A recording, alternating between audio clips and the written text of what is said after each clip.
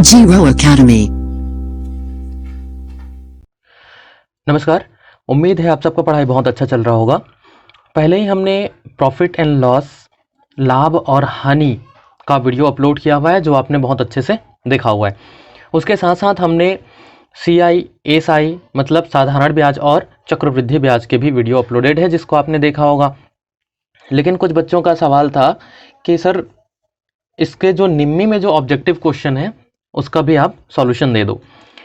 तो उसी के सिलसिले में आज हम जो निम्मी में जो आपको ऑब्जेक्टिव क्वेश्चंस जो प्रोवाइड किया गया है उसका सॉल्यूशन हम लेकर यहाँ पे आए हैं। तो वीडियो के लास्ट तक बने रहिएगा, सारा क्वेश्चंस ध्यान से समझिएगा। और मैं ये चाहूँगा कि इसके साथ साथ अगर जिन लोगों ने पहले वो वीडियो देखा नहीं है वो एक बार देख लें, उसका लिंक मैं डिस्क्रिप्शन में दे दूँगा। तो अभी स्टार्ट करते हैं प्रॉफिट एंड लॉस। मैं ये मान के चलता हूँ कि आपको बेसिक चीज़ें पता है और उसके हिसाब से हम यहाँ पे क्वेश्चन सॉल्व करते हैं। सबसे पहला क्वेश्चन बोला गया है, व्हाट इज़ डिस्काउंट? छूट क्या होता है? इसके बारे में हम बात करें तो जब आप मार्केट जाते हो तो आपको कहीं पे बोला जाता है कि डिस्काउंट है, इसमें 10% डिस्काउंट है, 20% डिस्काउंट है। उसका मतलब होता क्या है? बहुत ही सिंपल सा चीज़ है। जैसे इसने ऑप्शन ए दिया है, selling price is less than cost price. ऐसा तो कुछ नहीं होता भाई। दूसरा बोल रहा है selling price is greater than cost price. ऐसा भी कुछ नहीं है। थर्ड वन है the reduction given to the selling price of a product. सही बात है। इसलिए सही बात है क्योंकि सेलिंग कहने का डिस्काउंट कहने का मतलब क्या है कि मान लीजिए कोई कपड़ा है जो 1,000 रुपए का होता है, अब उसमें बोल देता है कि 20% इसमें ऑफ है। मतलब ये जो सेलिंग प्राइस जो होता है इसमें 20% वो डिस्काउंट दे रहा है। मतलब उसका जो विक्रय मूल्य जिस रेट में उसको बेचना था उसमें वो छूट करता है, तो इसी को हम बोलते हैं डिस्काउंट। दूसरा है व्हाट इज अ प्रॉफिट? हम लाभ किसे कहेंगे? मैंने आपको बताया था कि दो टर्म होता है। ये है सेलिंग प्राइस। सेलिंग प्राइस का मतलब होता है विक्रय मूल्य। विक्रय मूल्य किसे कहेंगे? जिस मूल्य पर किसी वस्तु को या सामान को बेचा जाता है। मान लो कि मैं एक दुकानदार हूं, तो मैं जिस मूल्य पर खरीदा उस वस्तु को उसको मैं बोलूंगा क्रय मूल्य, और जिस पर बेचूंगा उसे कहूंगा विक्रय मूल्य। विक्रय मूल्य को इंग्लिश में सेलिंग प्राइस बोलते हैं, इसलिए शॉर्ट में SP लिखते हैं। क्रय मूल्य को कॉस्ट प्राइस बोलते हैं, इसलिए शॉर्ट में CP लिखते हैं। ये बस इसका स्टार्टिंग अल्फाबेट्स को लिखा जाता है, ध्यान रहेगा ये बात। तो प्रॉफिट क्या होता है?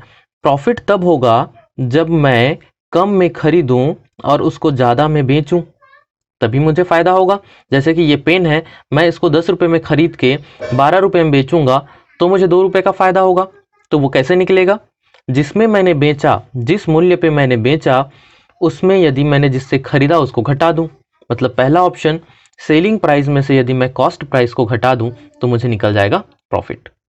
अगर लॉस निकालना होता तो, अगर इसी क्वेश्चन में लॉस बोला होता, हानि बोला होता, तब की कंडीशन क्या हो जाता? ये जस्ट उल्टा हो जाता।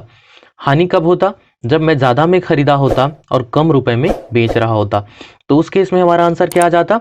बी ऑप्शन, कि कॉस्ट प्राइस में से, क्योंकि जो बड़ा होगा उसी में से ही छोटे को घटाएंगे, इसीलिए कॉस्ट में सेलिंग को घटाते, तो ये हानि का कंडीशन हो जाता लॉस का। अभी प्रॉफिट बोला है तो option number A. What is the term if an article is purchased? कोई आर्टिकल खरीदा गया है तो उसके लिए हम कौन सा टर्म यूज करेंगे? डायरेक्टली ऐसे क्वेश्चंस को, इस लाइन को पढ़ने से सब क्लियर होता नहीं है। ऑप्शन आपको दे रहा है selling price, cost price, margin price, discount price. भाई अगर मैं किसी चीज़ को खरीदता हूँ, मान लो ये खरीदाया गया है मेरे द्वारा, तो मैं इसका जो मूल्य होगा उसको मैं क्या बोलूँगा? अपने लिए क्रय मूल्य ही बोलूँगा, मेरे लिए ये कॉस्ट प्राइस होगा। तो वही चीज़ बोल रहा है कि कोई भी आर्टिकल, कोई भी वस्तु यदि खरीदा गया है तो उसके लिए कौन सा टर्म यूज़ करेंगे?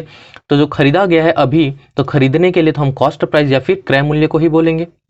अगर बेचा गया होता तब की कंडीशन में उसको सेलिंग प्राइस बोलेंगे। ध्यान में ये रखना है कि किसके रिस्पेक्ट में बात किया जा रहा है। जैसे कि मैं बात करूं कि एक शॉपकीपर है, दुकानदार है, और एक खरीदने वाला है, तो ये जो बेचेगा, इसके लिए जो बेचना है वो इसके लिए खरीदना होगा। बात समझ में आ रही है? अगर कोई वस्तु ये बेच रहा है तो इसके लिए सेलिंग प्राइस है, लेकिन ये तो खरीद रहा है तो इसके लिए वो क्या हो जाएगा? कॉस्ट प्राइस हो जाएगा। तो हम किसके रेफरेंस में बात कर रहे हैं, इस बात को भी हमको ध्यान पे रखना है। यहाँ पे ये बोल रहा है कि कोई आर्टिकल खरीदा गया। खरीदा गया क्या मतलब, हम इसके रेफरेंस में बात कर रहे हैं कि ये खरीद रहा है, तो इसके मतलब ये है इसके लिए कॉस्ट प्राइस। अगर बेचने के लिए पूछा होता तो हम कौन सा शब्द यूज करते, selling price, SP. What is the expanded form of SP. अभी हमने थोड़ी देर पहले ये ऊपर में देखा था, एसपी का मतलब क्या है, विक्रय मूल्य। तो वही चीज बोल रहा है, एसपी मतलब क्या है हमारा, सेलिंग प्राइस, विक्रय मूल्य, और सीपी बोलता तो कॉस्ट प्राइस हो जाता। Which is the short form of profit and loss statement. कुछ नहीं, प्रॉफिट का फर्स्ट लेटर पी है, इसलिए प्रॉफिट को कभी हम पी से रिप्रेजेंट करते हैं, कहीं पे शो करना होता है तो। और लॉस एल से स्टार्ट होता है, इसलिए लॉस के लिए हम जनरली एल वर्ड को यूज कर लेते हैं। तो प्रॉफिट बोलना है तो शॉर्ट में पी, लॉस बोलना है तो शॉर्ट में एल। ये सब पहले ही वीडियो में कवर है आपका, आपने देखा होगा वो सारी चीजों को। नेक्स्ट दिख रहा है, what is denoted as I. ये तक ये जितने जो हमने देखा ये सब हमारे प्रॉफिट एंड लॉस के क्वेश्चन थे। ये आई पूछ रहा है, ये इंटरेस्ट वाले हैं, साधारण ब्याज वाले प्रश्न हैं। जब कभी आई बोला जाता है, आई का मतलब होता है इंटरेस्ट, मतलब क्या है, ब्याज। मैं आपको बता दूं कि जो टर्म यूज किया जाता है, पी आर एन भी यूज करते हैं या उसके लिए टी भी यूज करते हैं। पी का मतलब होता है प्रिंसिपल, आर का मतलब होता है रेट, अच्छा ये सॉरी ए एल वाला प्रिंसिपल होता है। एन या टी का मतलब होता है टाइम, समय। क्लियर है। तो आपको यहां पे पूछा गया है आई, आई क्या होगा, एस आई लिखे या केवल आई लिखे, ये दोनों किसको दर्शाता है, सिंपल इंटरेस्ट को बताता है। और वहीं पे यदि सी आई लिखता है, अगर सी आई लिखता तो इसका मतलब ये चक्रवृद्धि ब्याज कंपाउंड इंटरेस्ट को दर्शाता है। एस आई लिखे या केवल आई लिखे तो वो साधारण ब्याज के लिए शो करते हैं। जनरली आई फॉर इंटरेस्ट बोल दिया जाता है, एस सामने जुड़ जाता है मतलब सिंपल इंटरेस्ट, साधारण ब्याज। सी आई लिखता है मतलब कंपाउंड इंटरेस्ट, चक्रवृद्धि ब्याज। ठीक है। सो क्वेश्चन में यहां बोला है व्हाट डिनोटेड एज आई, तो interest. How the principal is noted in simple interest calculation. Principal को किससे दर्शाते हैं हम, पी से दर्शाते हैं। What is the formula for the calculation of simple interest. साधारण ब्याज को हल करने के लिए या कैलकुलेट करने के लिए कौन सा सूत्र इस्तेमाल करते हैं। ऑप्शन देखिए, ऑप्शन है हमारा, आपको पता होगा कि सीधा सीधा जब हम सिंपल इंटरेस्ट कैलकुलेट करते हैं तो हमारा फॉर्मूला बनता है पी आर टी अपॉन 100। हम सीधा से ये ले लेते हैं, पी होता है प्रिंसिपल, आर होता है रेट आपको पता है, और टी फॉर टाइम, समय के लिए। तो इस हिसाब से कौन सा मैच कर रहा है देख लीजिए, यहाँ पे टी की जगह पे एन लिया गया है तो ये एन ऐसा लिखाएगा, पी आर एन। तो देख लीजिए पी आर एन ऊपर में है पहला, पी आर एन अपॉन 100, तो पहला ऑप्शन हो जाएगा हमारा करेक्ट। नेक्स्ट है, what is the formula for compound interest if compounded annually. ये मैंने वीडियो में अच्छे समझाया हुआ है आपको कि कंपाउंडेड एनुअली बोलता है, कंपाउंडेड हाफ ईयरली बोलता है या क्वार्टरली बोलता है, उन सब का क्या मतलब होता है और उसके लिए कौन कौन सा फॉर्मूला हम कैसे कैसे इस्तेमाल करते हैं। तो वो वीडियो अगर जिन्होंने नहीं देखा है वो ज़रूर देखिएगा। अभी क्वेश्चन बोला है कंपाउंडेड एनुअली, और उस यहाँ पे ध्यान रखने वाली बात ये भी है कि इसमें आपको कंपाउंड इंटरेस्ट पूछ रहा है। फॉर्मूला दो तरीके से होता है, आप देखिएगा। मैंने बताया एक बार आप सीधा अमाउंट जो निकालते हो, ए के लिए फॉर्मूला यूज किया जाता है P in a bracket 1 plus R upon 100। इसका पावर जो ले लिया जाता है, आपको लिया जाता है जो भी एन के टर्म पे दिया है तो एन, अगर टी के टर्म पे दिया है तो टी। तो ये क्या हो गया हमारा, अगर अमाउंट बोलता है तब की कंडीशंस पे।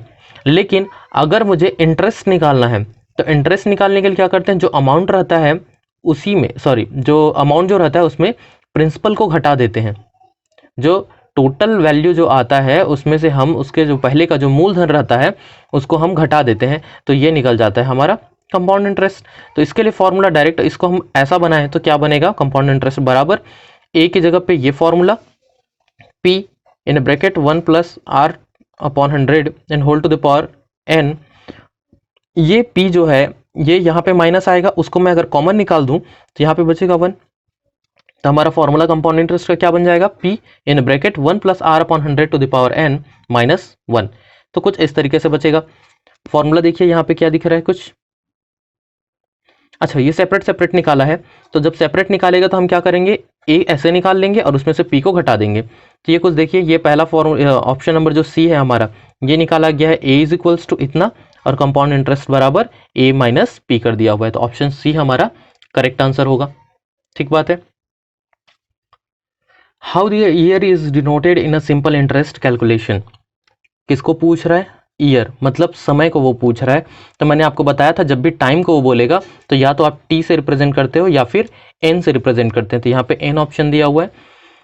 How the profit or gain is expressed, generally जो लाभ या हानि जो होता है उसको किस तरीके से लिखा जाता है। तो ज़्यादातर जो होते हैं, देखिए ये क्वेश्चन का कोई खास तुक बनता नहीं है कि ऐसे क्वेश्चंस आपके एग्जाम में आए, कोई खास सेंस है नहीं, क्योंकि भाई प्रॉफिट जो है या गेन जो होता है आप उसको पैसे में भी बता सकते हो, मतलब रुपए में भी बता सकते हो, डॉलर में भी बता सकते हो, परसेंटेज में भी बता सकते हो, ऐसा कुछ नहीं है। आप बोल सकते हो कि हाँ भाई मुझे 2000 रुपये का फ़ायदा हुआ, तो वो तो आप पैसे में बता सकते हो।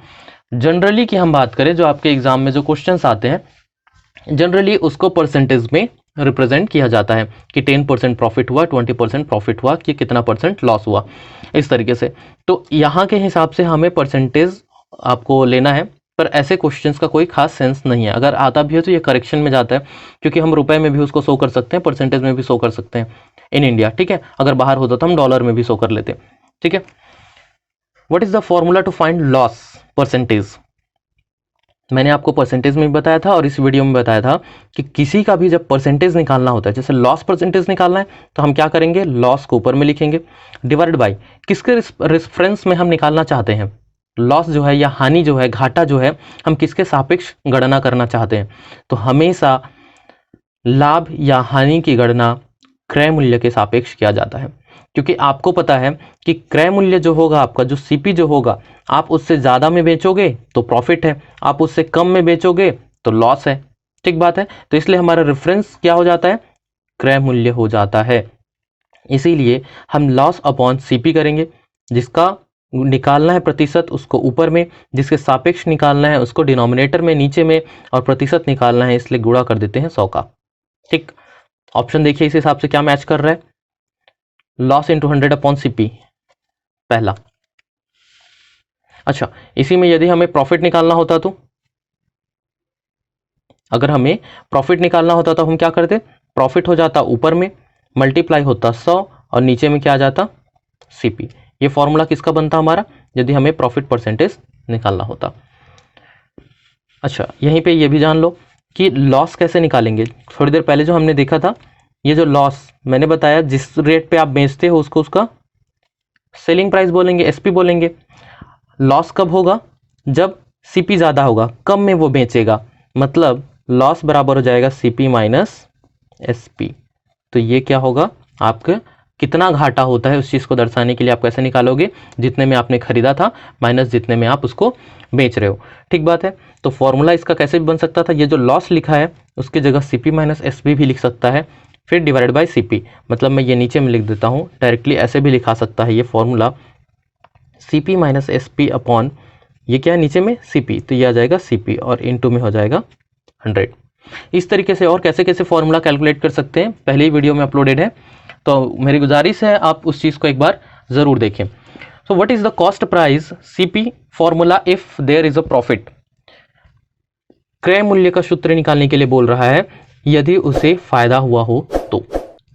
अब ये हम कैसे निकालें, इसमें बहुत से ऐसे फॉर्मूले हैं और हर फॉर्मूले को हम रट के नहीं रख सकते। मैंने आपको वीडियो में पहले ही बताया था कि हम हर फॉर्मूले को रट के नहीं रख सकते, तो कोई एक फॉर्मूला लेते हैं और उसी फॉर्मूले से ही हम बाकी सारी चीज़ों को कैलकुलेट करते हैं।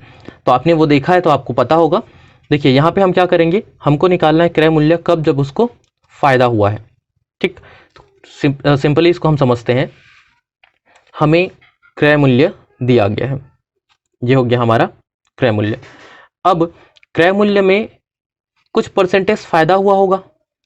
अच्छा, इससे पहले ये भी समझिए कि सीपी को हम सबसे पहले 100% के बराबर मानते हैं। ये बात तो आपको अच्छे से पता होगा कि हम क्या करते हैं,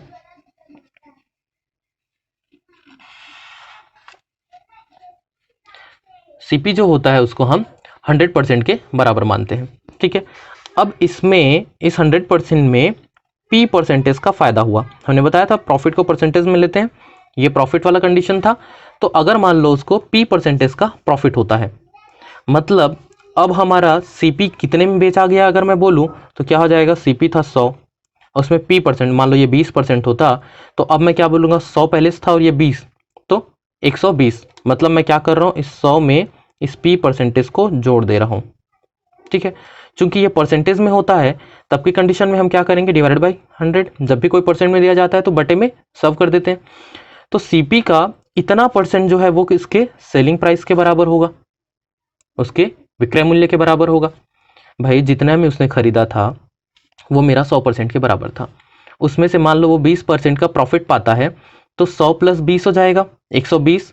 तो सीपी का 120% ही उसके एसपी के बराबर होगा। ठीक बात है, तो यहां से हमें यही चीज तो निकालना है, तो बाकी सबको क्या करूं, पक्षांतर ट्रांसफर कर दो, तो सीपी इज इक्वल्स टू हो जाएगा SP into 100 divided by 100 plus P percentage. P का वैल्यू कितना है हमें नहीं पता, तो इसलिए हमने उसकी जगह पे लिख दिया पी परसेंटेज। तो ये हो गया हमारा विक्रय मूल्य का क्रय मूल्य का फॉर्मूला। इसी में ही बोलता कि विक्रय मूल्य का फॉर्मूला निकालिए यदि वो प्रॉफिट का कंडीशन है, तो ये हमारा निकला हुआ है एसपी इज इक्वल्स टू, ये हमारा फॉर्मूला बन जाता। सीपी बोला तो इसको ट्रांसफर कर दिए, तो ये हमारा फॉर्मूला बन गया। देखिए ऑप्शन कौन सा मैच कर रहा है, जिसमें एसपी ऊपर हो इंटू 100 हो, एसपी ऊपर है इंटू 100 है, नीचे में 100 plus P percentage, 100 plus profit percentage, तो ऑप्शन नंबर हमारा बी करेक्ट हो जाएगा। ठीक है,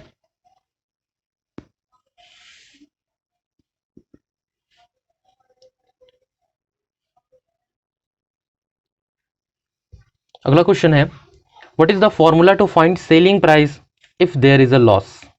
सेलिंग प्राइस निकालना है एसपी कब, जब हमको लॉस दिया हुआ है। ठीक, तो जैसे अभी हमने कैलकुलेट किया था बस वैसे ही इसको भी कैलकुलेट करेंगे। देखिए स्टार्टिंग सीपी था जिसमें हमने खरीदा था उसको, उसमें यदि उसको लॉस होता है तो सीपी मेरा 100% के बराबर होता है स्टार्टिंग, मुझे ये पता है। उसमें यदि घाटा होता है तो जितना घाटा होगा उस परसेंटेज को मैं घटा दूं, मान लो 20% का घाटा होता है तो मैं 100 में 20 को घटा दूं, तो सीपी का 80% ये जो आएगा उतना प्रतिशत, प्रतिशत के कारण बटे में मैंने क्या किया 100, तो ये जो होगा वो किसके बराबर होगा, उसके सेलिंग प्राइस के बराबर होगा, क्योंकि लॉस का कंडीशन है, घाटा का कंडीशन है।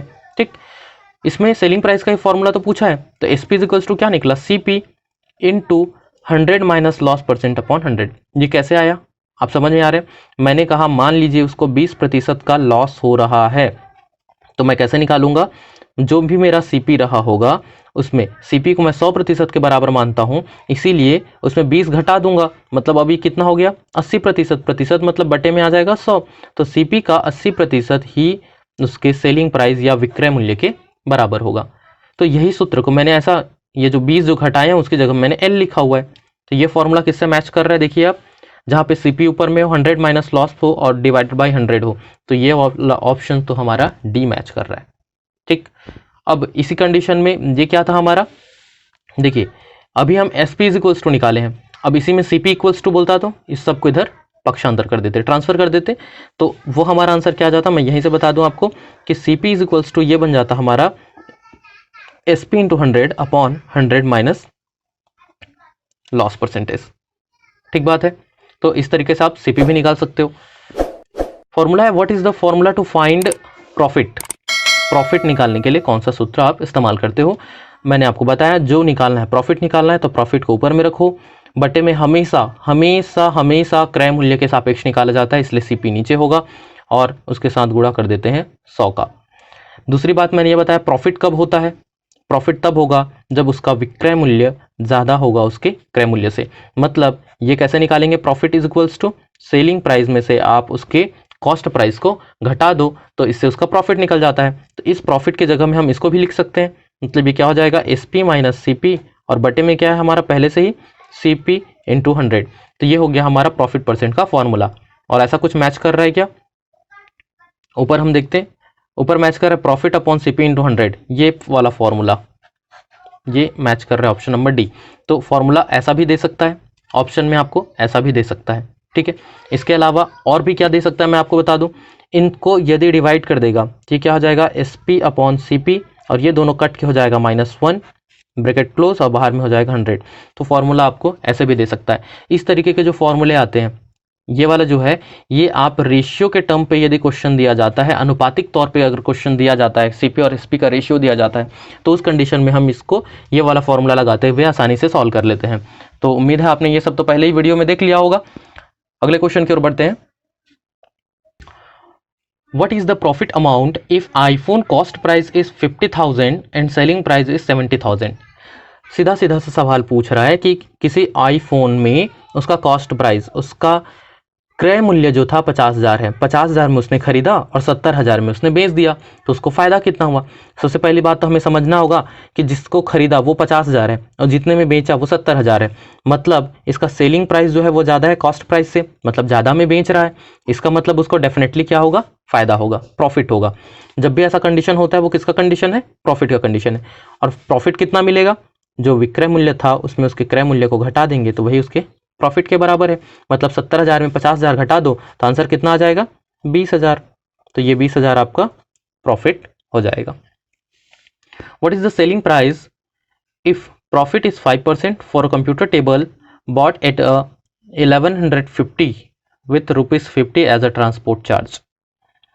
हमें उसका विक्रय मूल्य बताना है, कितना 5% प्रॉफिट कमाने के बाद उसका विक्रय मूल्य क्या होगा ये बताना है। यदि उसका कॉस्ट प्राइस 1150 रुपये में यदि वो खरीदता है और 50 रुपये उसका ट्रांसपोर्ट चार्ज देता है, तो कुल मिला के उसको कितना पड़ गया भाई, 1150 रुपये में वो खरीदा था और 50 रुपये उसका ट्रांसपोर्ट चार्ज दे दिया, मतलब टोटल उसको कितना हो गया, 1200 रुपये।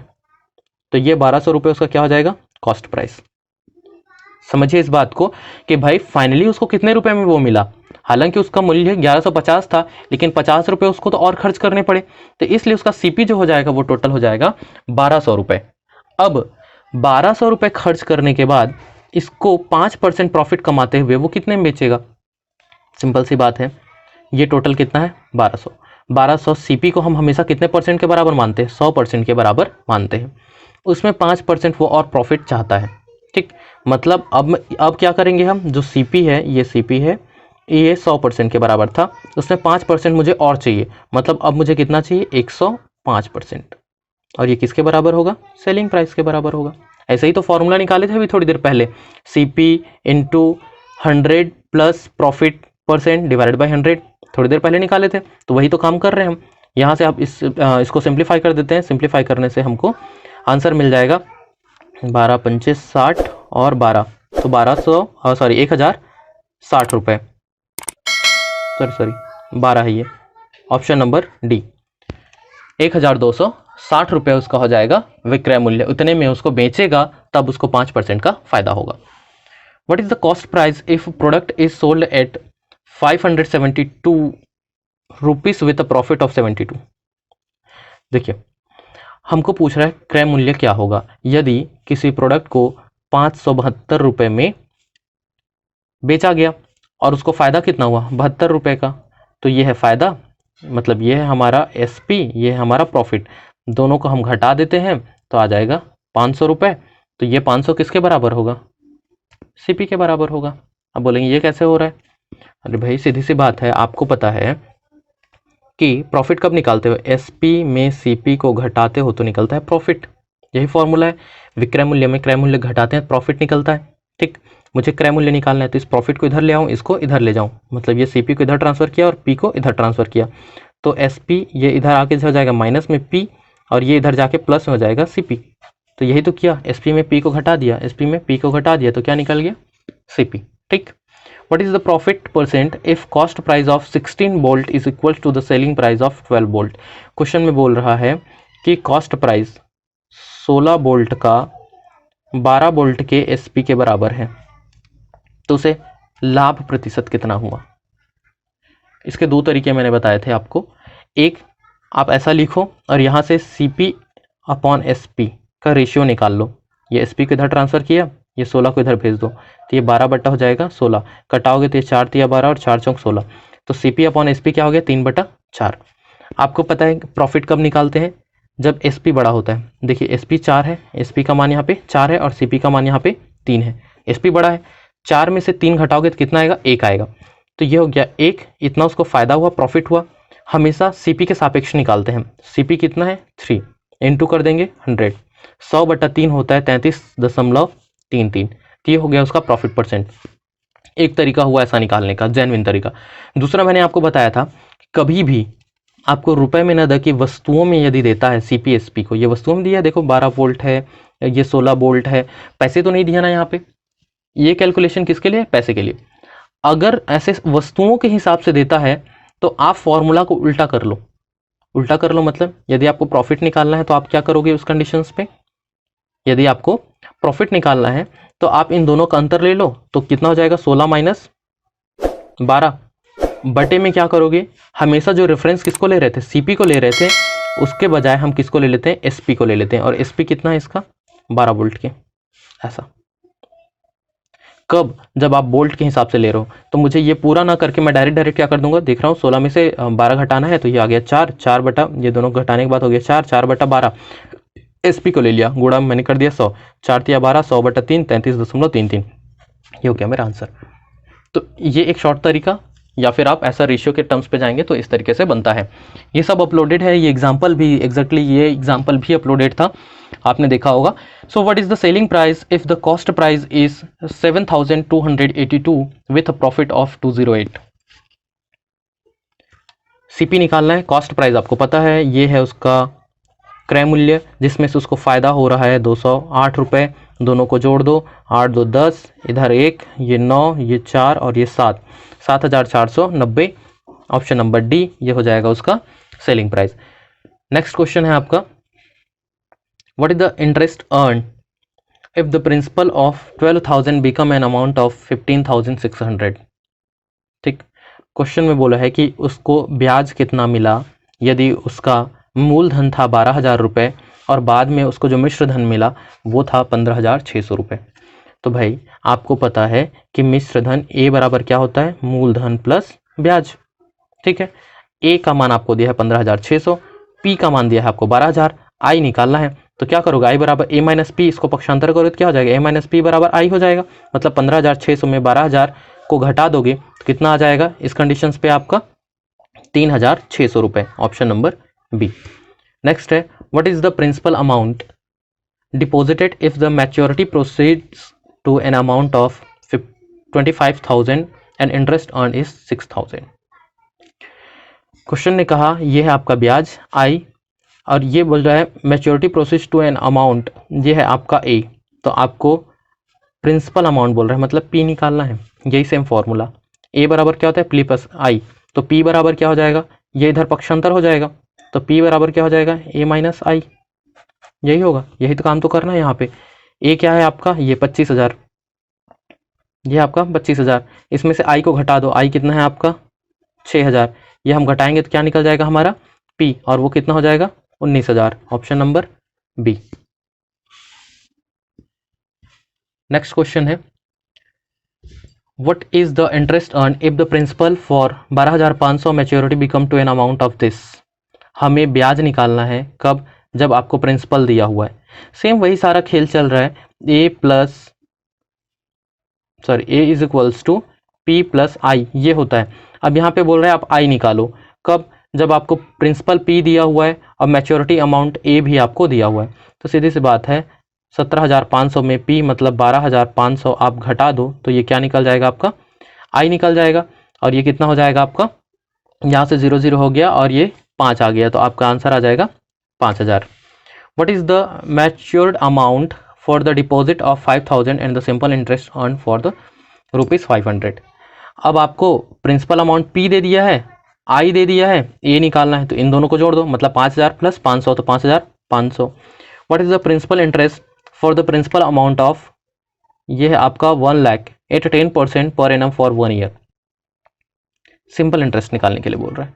सिंपल इंटरेस्ट का फॉर्मूला होता है PRT अपॉन 100, ये आप जानते हो। P कितना है आपका? 1 लाख, R का दिया है 10%, T आपका दिया हुआ है 1 साल। मतलब आप यहाँ से 2 0 कटा दो, ये 100 का 2 0 कटा दो, तो उसके साथ साथ आपका ये कितना जाएगा? 1 2 3 और ये हो जाएगा 4। Option number D. इस सूत्र में रख के कैलकुलेट कीजिए, आंसर आ गया। What is the compounded annual interest for a loan amount of 80,000 at 10% per annum for a period of 2 year.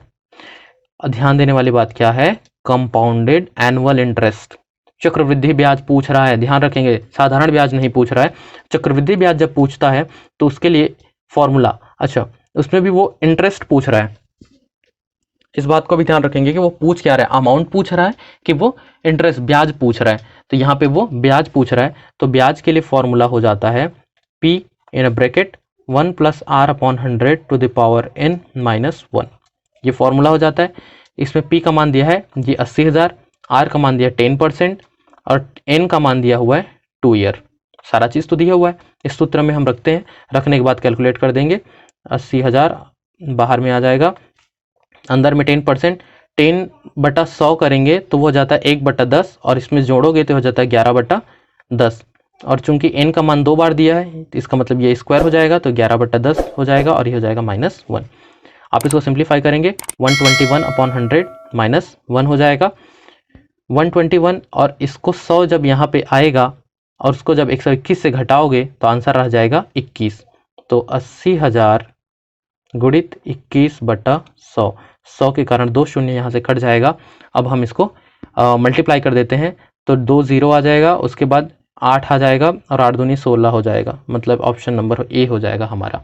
कुछ इस तरीके से बस उस फॉर्मूले में रख के कैलकुलेट कीजिए, बहुत आसान है, आ जाएगा। What is the compounded amount if the principal of 30,000 at an interest earn at 7% per annum is this. Compounded amount पूछ रहा है, ए का वैल्यू पूछ रहा है। जब प्रिंसिपल था 30,000, इंटरेस्ट का रेट दिया हुआ 7% और वो अमाउंट आपको ये दिया हुआ है। भाई हमको सीधा से पता है, ए निकालने के लिए P + I कर देते हैं। P हमको दिया हुआ है ये 30,000 रुपये और उसमें I कितना दिया हुआ हमारा 4,347 रुपये। ठीक, तो इन दोनों को जोड़ देना है तो अमाउंट निकल जाएगा। तो इन दोनों को जोड़ दीजिए तो 34,000 हो जाएगा हमारा और ये 347, ऑप्शन नंबर डी। आसान था, सीधा सीधा जोड़ देना था। यहाँ पे ये 7% दिया हुआ है, इसका मतलब कंफ्यूज नहीं होंगे कि हम वापस इस सब फॉर्मूले में रखें, फॉर्मूले में नहीं रखना, आपको सीधा सीधा ए निकालना है। पी और आई दिया हुआ है तो आप सीधा सीधा उसको जोड़ दो। नेक्स्ट है, what is the difference between the simple and compound interest amount at 5% पर annum for 2 year on a principal of 20,000। ये क्वेश्चन थोड़ा सा अच्छा है। अच्छा है कहने का मतलब ये है कि थोड़ा सा लेंदी है, कैलकुलेशन मांगता है। देखिए क्वेश्चन में बोला है कि अंतर हमें बताना है साधारण ब्याज और चक्रवृद्धि ब्याज में। तो सबसे पहले आपको क्या निकालना पड़ेगा, एक तो आप सबको सबसे पहले आपको साधारण ब्याज निकालना पड़ेगा। साधारण ब्याज के लिए फॉर्मूला होता है, आप जानते हो, PRT/100। पी का मान कितना दिया हुआ है आपको यहाँ पे, ये 20,000 दिया हुआ है तो ये 20,000 हो गया। उसके साथ साथ आर दिया है आपको 5%, 5/100 और समय दिया हुआ है 2। ये आप सिंप्लीफाई करेंगे, यहाँ से ये हो गया 10 तो ये हो गया 200, तो 2,000 रुपये हो गया आपका साधारण ब्याज, ये निकल गया। यहीं पे अब इसके साथ हमें क्या निकालना पड़ेगा, दूसरा चीज़ चक्रवृद्धि ब्याज। तो चक्रवृद्धि ब्याज के लिए फॉर्मूला क्या हो जाता है हमारा, अभी हमने जो ऊपर में जो फॉर्मूला देखा था, जो 20,000 अमाउंट है वो सामने आ जाएगा, कोष्टक के अंदर हो जाता है 1 + R मतलब 5/100 की घात 2, जितना समय है, और माइनस में 1 आ जाता है। कुछ ये फॉर्मूला लगाएंगे, इसको सिंप्लीफाई करेंगे 20,000 ब्रैकेट के अंदर आ जाएगा, ये कटेगा 21 × 21 अपॉन 20 × 20 -1, कुछ इस तरीके से हो जाएगा। इसको सिंप्लीफाई कर देते हैं, सिंप्लीफाई करने से हमको मिलता है this is equals to 2050 rupees. तो हमारा कंपाउंड इंटरेस्ट कितना निकल जाएगा, 2050 रुपीज़। क्लियर है, ये है हमारा चक्रवृद्धि ब्याज और ये है हमारा साधारण ब्याज। दोनों का अंतर पूछा था, तो ये है 2,050 रुपये और ये है 2,000 रुपये, तो दोनों का अंतर कितना आया, 50 रुपये। ठीक बात है। अगला है, what is the maturity amount of 20,000 is deposited at a 5% compound interest पर एनम फॉर 2 ईयर। जैसा अभी हमने निकाला थे वही क्वेश्चन तो है यहाँ पर भी। क्या बोल रहा है यहाँ पे, मैच्योरिटी अमाउंट बोल रहा है, मतलब ए का वैल्यू निकालना है। ए इज इक्वल्स टू हो जाता है, जो प्रिंसिपल है वो पहले लिखेंगे, कोष्टक के अंदर में 1 + R, R कितना दिया है 5, 5/100 और इसका समय कितना दिया हुआ है 2 साल के लिए, तो घात में हो जाएगा 2। ये ए निकालना है, इसलिए अगर इंटरेस्ट निकालना रहता है तो यहाँ पे -1 कर देते हैं। ये सिंपली हम सिंप्लीफाई कर देते हैं, तो 20,000 यहाँ पे है इंटू, ये हो जाएगा वही सेम चीज़ 21 × 21 अपॉन 20 × 20। आप यहाँ से इसको कैलकुलेट कर दो, 2 से ये हो जाएगा 100 टाइम्स, आगे हम सिंप्लीफाई करेंगे तो हो जाएगा 441 / 2 इंटू 100 कुछ इस तरीके से हो जाएगा। आप इसको 50 5 से कर दीजिए, 0 5 और ये हो गया कुछ इस तरीके से 22050 option number B. What is the compounded interest on a principal of 25,000 after 3 year at the rate of 12% per annum. देखिए जब भी टाइम आपका ना 2 से ज़्यादा देता है तो आपके लिए कैलकुलेशंस बढ़ जाता है और थोड़ा सा मुश्किल हो जाता है, लेकिन ध्यान रखिएगा कैलकुलेशन बस टफ होता है, कॉन्सेप्ट नहीं बदलता, आपका नियम वही रहेगा, हल करने का तरीका वही रहेगा, तो बस आपको उसको सिंप्लीफाई करते चलना है।